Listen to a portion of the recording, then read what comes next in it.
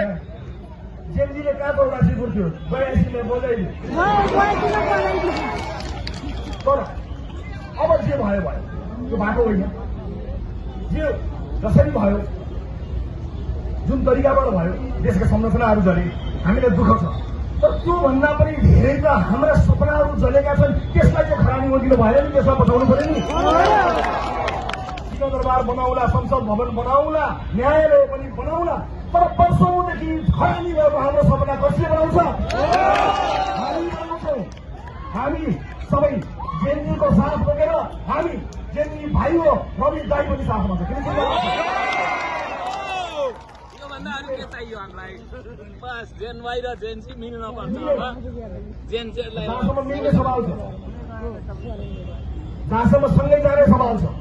मैले कारागारबाट पनि भनेको थिएँ मैले के त्याग गर्नुपर्छ म तयार छु कारागारमा छु मेरो पार्टी बनाउनुहोस् पार्टीले जे भन्छ त्यही मलाई केही पनि चाहिएको छैन पार्टीका साथीहरूसँग कुराकानी गर्नुहोस् कसैलाई चुनाव चिन्ह चाहिन्छ मेरो स्वागत छ लैजानुहोस् पार्टी चाहिन्छ लैजानुहोस् झन्डा चाहिन्छ लैजानुहोस् पार्टी अफिस चाहिन्छ सिङ्गो पार्टी लैजान्छ लैजानुहोस् सभापति चाहिन्छ उपसभापति चाहिन्छ लैजानुहोस् देश बन्नु पर्यो व्यक्तिको कुनै ठुलो कुरो होइन मिल्नुपर्ने जो हो अन्त्यमा हामी मिलेरै छोड्छौँ तपाईँले चिन्ता गर्नु पर्दैन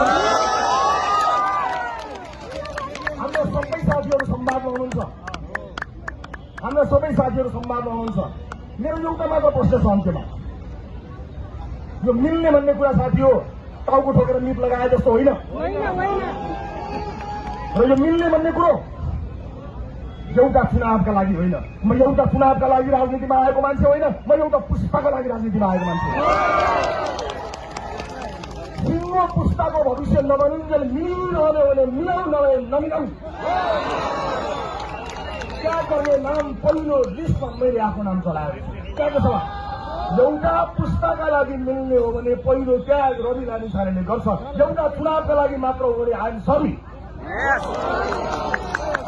तर मलाई विश्वास छ देशले विकास लिनेवाला छ मैले त्यतिखेर पनि भनेको थिएँ साथी हो देशलाई प्रसव वेदना भएको छ दुखेको किनकि परिवर्तन जन्मिँदैछ नि आमाहरूलाई थाहा छ नि प्रसव वेदना जब सन्तान जन्मिन्छ कति दुःख छ अहिले देशलाई दुखेको आमा हो दुखेको तर परिवर्तन रूपी सन्तान त जन्माउँदैछ नि त्यसलाई अलिकति छिटो ल्याइदियो तर हामी साथमा रहनेछौँ परिवर्तन चाहने सबैसँग मिलेर अगाडि बढ्नेछौँ मुलुकको परिवर्तनका लागि हामी प्रतिबद्ध छौँ यहाँहरूले केही चिन्ता नगर्नुहोला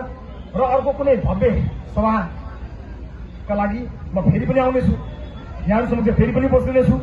आज